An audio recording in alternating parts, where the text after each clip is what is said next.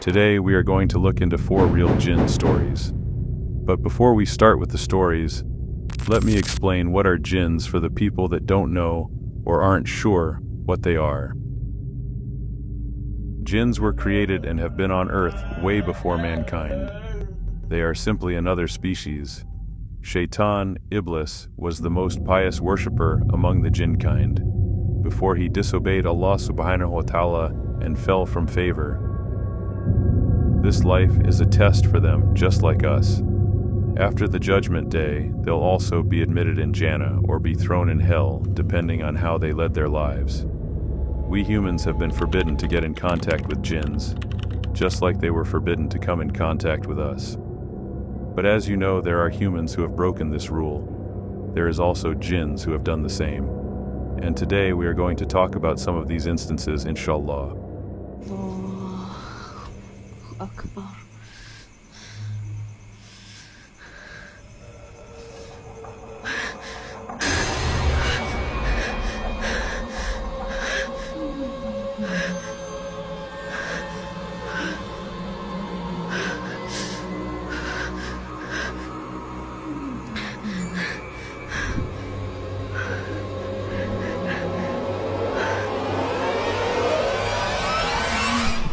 The first jinn story involves our brother Gabriel al-Rahmani. He is actually a revert who has shared his story to Islam, which I would recommend for you to watch. Let's now hear his story. Was in Ramadan, which is weird. Because usually people think, that's it, they lower their guard. They say Ramadan, khalas, all the shayateen. But the Prophet said, Ma'arad, the bad ones, the big ones are tied. The evil ones. There's other ones who are around. Maybe it's not that evil. And it's always the same one. This one was weird. Oh, I don't know. But I'm sure 100% I'm responsible for what I say. And I was sleeping. Woke up, went to the masjid, prayed Fajr, came back, and I was tired. And I said, okay, let me lay down for a little bit. Laid down. And I was like sitting. Literally, I didn't fall asleep. I was laying down. And I saw something coming in the room, you know, and it moved so fast. And bro, it's like, I don't know how it grabbed me from the feet and from the head, and it bent me, like literally. And weird thing is that I grabbed with my hand as I was screaming. But I grabbed its hair, man. Like I felt the hair. It was weird because ideally, I mean, theoretically, you probably wouldn't be able to. Yeah, but I grabbed his hair and pulled as I was reciting, but I screamed because it almost broke my back. And I felt the pain and my muscles like for days, bro. It's like, you know, like I was suffering from that pain. I got shivers, boy. It was the worst experience because it was so painful, Akhi. Like I suffered physically, and I'm strong, you know, like I'm big, but it just like went like a effortless, like you're a doll. Yeah, and I thought he was gonna break me in two.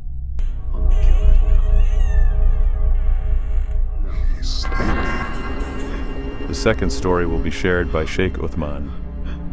It was during a stream with Sneeko in which Sheikh Uthman was asked to share a jinn story.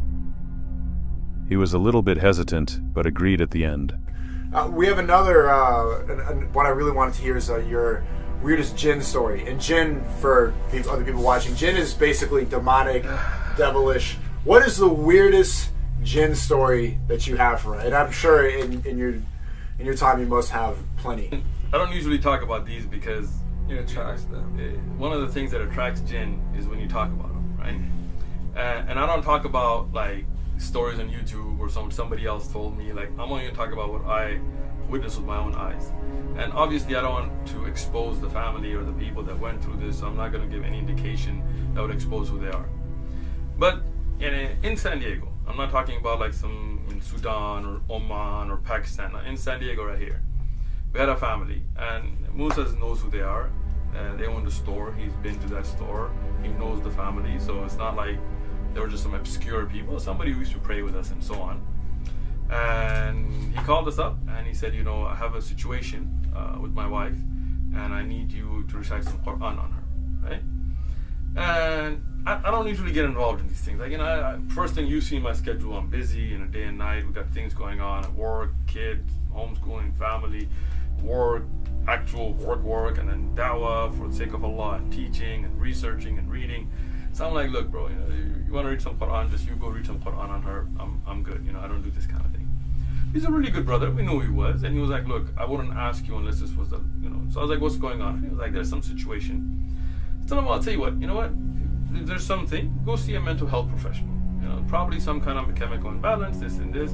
He was like, look, I've been to the hospital, I've been to doctors, I've been to psychiatrists, I've been through everything. I've had to hospitalize her many a times. They've done tests, and there's nothing wrong with her. And this is stuff that it's not normal, right?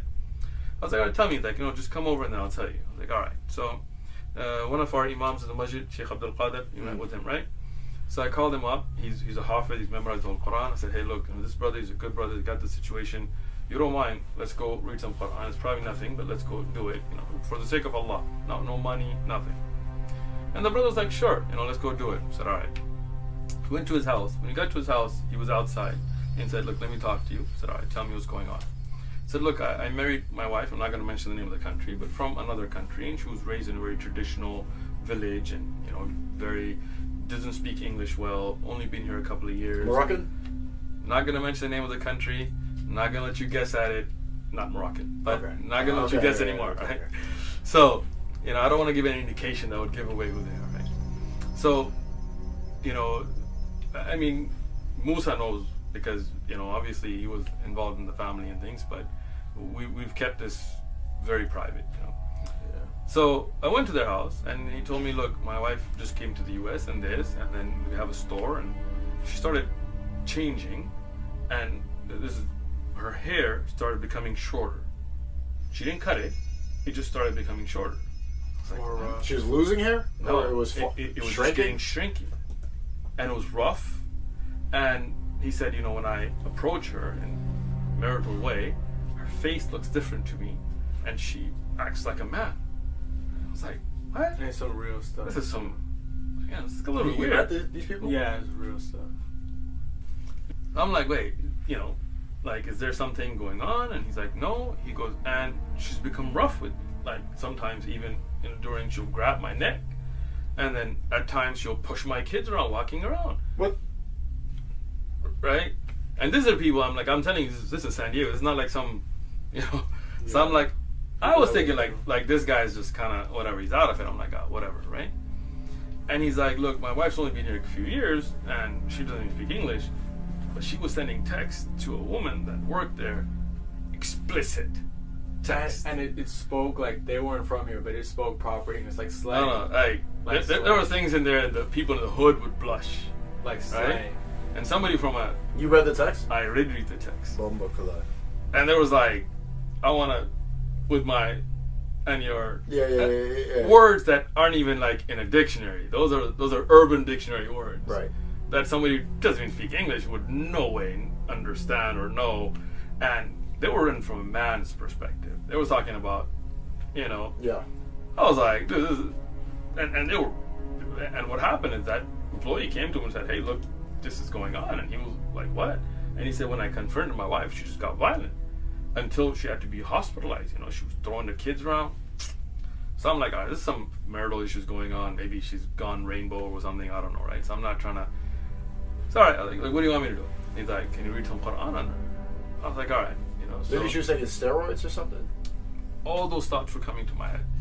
So he said, all right, let's go. And so we went in, and they had her covered up and things, and she had two big sons that were sitting next to her, like holding her, and I was like, this little lady, like, why are they holding her? The husband went behind her, and then we started. I told the sheikh, him, look, I'm gonna read Quran as well, but I don't want you to stop. No matter what happens, don't stop reading Quran, because I studied these things. So he started reading Quran, and she started shaking, and I was like, what's going on, right? And, they had her covered, but she was shaking. I was like, all right, it's not normal, but okay. So I said, look, my sister, right when I walked in, I forgot that, right when I walked, she goes, oh, you that N-word, Uthman. It sounds like a joke, but it's not. Like, she was the N-word, right? I'm going to try, who only been here for a few years, right? So I was like, this is kind of strange, right? So anyway, I started speaking, and then she goes, F you. And she was using the words, right? I was like, what the hell? Like, this is, and the sound was that of a man. And like, I never, I don't try to talk to women, so I mean, I don't know who she was. But You heard the voice too? No, he I wasn't there for it, but I talked to the guy. It was the people there was just me and the Sheikh Abdul Qadir. You met Sheikh Abdul Qadir. And the night he got back too, so. Yeah. So this started getting really weird. Like at first I was like, maybe it's got something else going on, but I'm like, how can, I mean, my wife had speaking to her, so I mean, it's not like, we know what the family is. So I was like, all right. And I was like, look, your sister, what's going on and this and that. And she's like, F you, don't call me a sister. So the Sheikh, he was, the Qari, he was kind of, I was like, look, whatever happened, don't stop reading Quran, right? Whatever happened, no matter, right? And, I have a whole section in the library about the jinn and stuff I've shown you, so we know things. I was like, look, might get violent, whatever. I'm not touching them, bro, Like, I told the kids, like, you guys better handle this. They're like, yeah. So we just started reading Quran, and she leaped out at me, like, grabbed me, right? Thing fell off. And Like The Exorcist. Whoa. I was like, whoa, Yeah, right? bro, like, Sons grabbed. Now, these are big old, men, mashallah. And then she was like, boom, pushed one out. Husband's trying to get her in a headlock. And I was like, whoa, like, it got real. Things fell off, and hair was short. Like, he wasn't lying, right? And subhanallah, and this is what I'm saying. Like, people, like, I don't believe in unseen, and I don't believe in supernatural. I mean, I've seen stuff that science can't explain. So I was like, I started reading Quran as well. He was reading Quran. I started talking. I was like, look, whatever it is, you got to leave this lady alone. And I was like, look, sister, do you have an issue going on? I mean, something you want to talk about? Some changes? He's like, I ain't your sister. N-word, right? I'm like, whoa, right? And then, so we're like, okay, just keep reading. Like, well, I was there for a few hours, right? Keep reading Quran. After a while, she's like, yeah, it's my jam. And she's like, then it goes crazy again. I'm like, whoa, like, I'm all fist balled up and stuff. SubhanAllah. Like, I'm telling you, there's things people don't realize, So, in the end, the Sheikh kept reading Quran, I kept speaking, I speaking in Quran, making dhikr on, and then told her, look, whoever it is, then she started speaking to me as a man. She's like, look, I'm a guy, I liked her, I answered her, and now I like the other one, and this is my thing, and like straight like a dude, I was like, look, you gotta leave the sister alone, like you can't be doing this, as a family, the kids. So, 2.5 hours about into it, reading Quran, and like I said, I mean, I'll take you to the store if you want, right, and after that, just started getting violent, throwing stuff, crazy, all this. Then she just collapsed, just fell. Dead? I was like, I'm out of here. I told the Sheikh, look, we gotta bounce, man. I gotta go home. Like, this is crazy, We were at home that day. So I came home, and this is my family. I don't keep secrets from family. I told him, and the guy put the hijab on her and everything. And subhanallah, I didn't hear from him, and I don't want to call him because, like, I'm not trying to get involved in this, right? I'm done. Week or something later, he called me. He's like, I'm going back to my country. I don't care about the store, this or that. I was like, how's your wife? He's like, yeah, she's better. She's not acting like that. She's talking normal and this. And then, subhanallah, he left. And then, I don't want to keep in touch. Like, this was, I mean, can you imagine being there? Like, this was some stuff, right? Months later, he came back to the U.S. Like, he wanted to do some stuff, business and stuff. And he came and saw me in the mosque. And he said, subhanallah, after that day, her hair grew back. Her face went back. She didn't even remember any of that.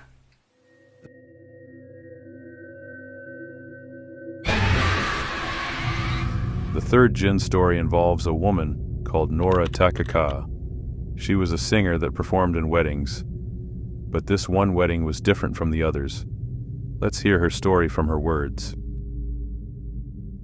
My name is Nora, and 25 years ago, I used to be one of the most famous singers of weddings in my country. I was called all the time by the most wealthiest families to sing in their wedding. I became very rich, and my fame rose. Until one day, it was our week off with my team, but suddenly the phone rang and I picked up. It was a woman who had a strange voice. She asked me to come sing in the wedding of her daughter the same night.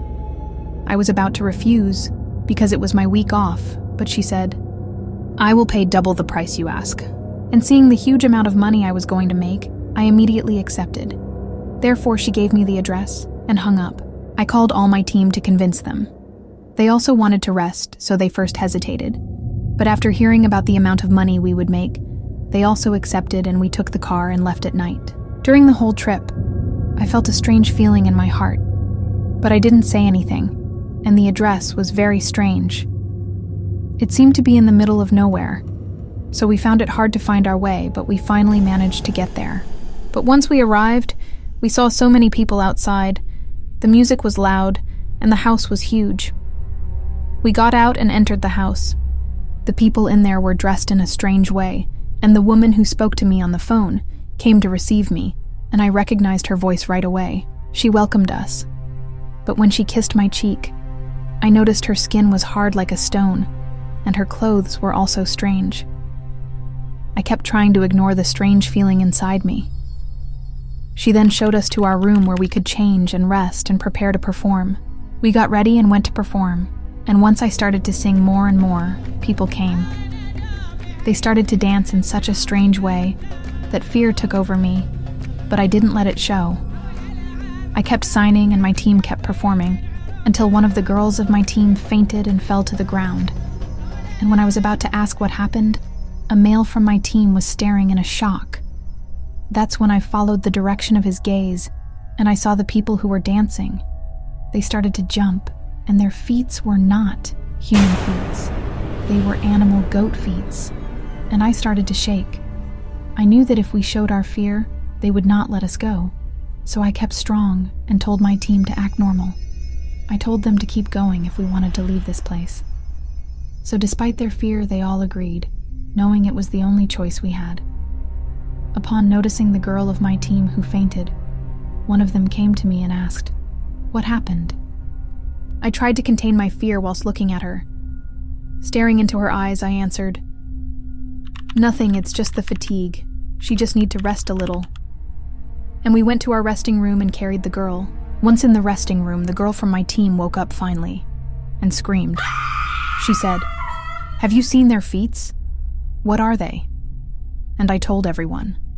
I saw what you all saw, but we must keep performing normally if we want to get out of here fastly. So don't show anything, no matter what you see. I think we came to the wedding of the jinns, and Fajr Adan is after 2 hours. So let's hold on until then. And they all agreed. We got back to the stage and we performed. I was doing my best to sing normally, and we performed song after song until they started to act crazy, doing weird dances and noises, and when they jumped again, their feet were the same scary goat feet. One of my team members screamed from fear and they all turned to look at us, and I froze. I called Allah and asked him to save me, and if he did, I would never sing again. And right away I heard the most beautiful thing ever, Fajr Adan. And suddenly lights were off and everybody disappeared, so with my team we gathered our belongings and ran. I should have known what they were the moment. I arrived there and saw the strange house and strange people surrounding it. I should have trusted my feeling.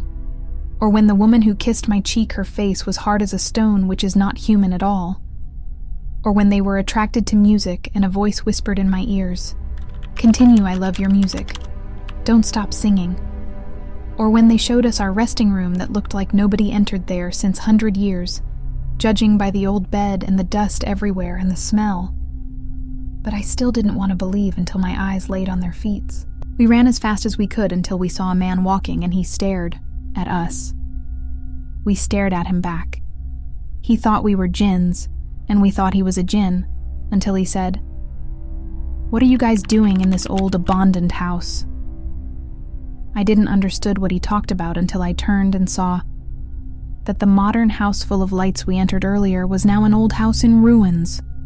So we told the man what happened, and he said, "Indeed, this house is abandoned 100 years and is known to be inhabited by jinns." From that day, I never left my salah, and I went to perform Umrah and Hajj, never sang again, and I spent my days in worshipping Allah. When I think of what happened that night, it made me see how unaware I was, and I am thankful that it changed my life and permitted me to find Allah again. Alhamdulillah. In the last Jinn story, Dr. Yasser Qadi shares his first Jinn encounter and his personal experience. There is a lesson to learn in one of his stories, so let's hear it inshallah. When I first started doing ruqya, so I studied with the Shaykh in Medina in a particular year. I realized that I would be coming back and I'd have to do a lot of things that we weren't trained for. They do not teach you exorcism in Medina. There's no class called How to Get Rid of Demons 101. Doesn't work that way, okay? The curriculum in Medina doesn't have that. So I realized I would have to study on my own. So I found a Shaykh in Medina that did ruqya, and I trained with him one-on-one for a while. And learn some techniques and some, adab and whatnot, and different, because the sheikhs know there are certain ayat that are more powerful. There are certain experiences, the cumulative experiences that raqis have done. So I studied a little bit, and I'll tell you my first ruqya ever, the first one, which terrified me immensely, but in hindsight it was actually pretty straightforward compared to what I would see later on. The first ruqya I ever did, I was still a graduate student in Medina, still in Medina. There was a brand new convert that had come to study in Medina, like a literally fresh convert, like a month or two. Brand new, completely jahil about fiqh, hadith. He doesn't know anything. He just converted, and connections, wasta applied to Medina, he got in. He's still learning how to pray. And the reason I say this is that what I saw with my eyes is found in the books of hadith. He could not know it himself. So one day his roommate was reading Quran, and weird growlings come from his room. And they come in and they find him writhing, and like clearly he's like possessed and whatnot. And so his roommates start reading Quran over him. And one of them was a friend of mine, and he knows that I'm studying with the Shaykh. So I get a phone call in my apartment. It's like, Shaykh, you gotta come over. You gotta come over quickly. There's somebody that we need you for. It's a ruqya session, whatnot. And of course, I'm just a graduate student. I'm excited. Okay, and I'm taking a class with the Shaykh. I'm like, yeah, I can handle this. Don't worry. I know. I've studied. Zero experience, plenty of book knowledge at the time. Put the thobe right? on. Put the thobe on. Just drive to the dormitory. They were in the dormitory, and so the brother is lying down. And I spent like 2 hours the whole time there. So I remember many incidents happened there.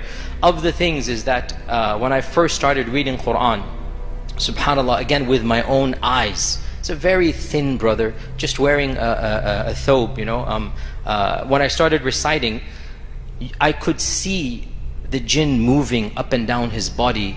His body is rippling as if there's like an alien entity going up and down. And I would put my hand on his chest, and I'd see it like fluttering away. And I put my hand there, and it goes back up and goes here. And I put my hand here, and it goes. So I'm literally watching his body. You can't make your body ripple. You can't have just ripples coming up and down the body this way. And I'm seeing with my eyes that rippling taking place, and I'm beginning to panic quite a lot in this regard, okay? Because you can this is really bizarre. We spent the whole afternoon there. So one of the brothers, mashallah, he gifted us some lunch, because we're there. He went to get some lunch, so we're all sitting down to eat lunch, and the brother's sitting in the corner. He's just sitting by himself, and we're all eating. We say, "Akhi, join," like the brother, not the jinn. Brother, join. And he's like, "It's okay, I'm not hungry." Okay, so we're eating, and one of our brothers drops accidentally. It's like everybody eats from a common plate. So one of our brothers just drops a morsel. It just drops from his hand, and he leaves it there, and he goes in for round 2. Instantaneously, I saw from my corner of my eye, the brother just darted like a snake. You could imagine a snake with his left hand, grabbed that morsel and gobbled it down in a very unnatural manner. How so? Why so? What's happening? What did our Prophet ﷺ say? Hadith is in Sahih Bukhari. When a morsel drops from one of you, pick it up, wipe away any dust, and eat it, and do not leave it for shaitan. Allahu Akbar. This is a hadith. This brother could not have known of this hadith. The reason why the brother could not eat our food is we all said Bismillah. So he's saying, I'm not hungry. But he was starving, the jinn was starving. So the one luqma that falls down, and he doesn't pick it up, he's just like, I'm not going to touch that, it fell on the carpet. I'm going to go in for round 2.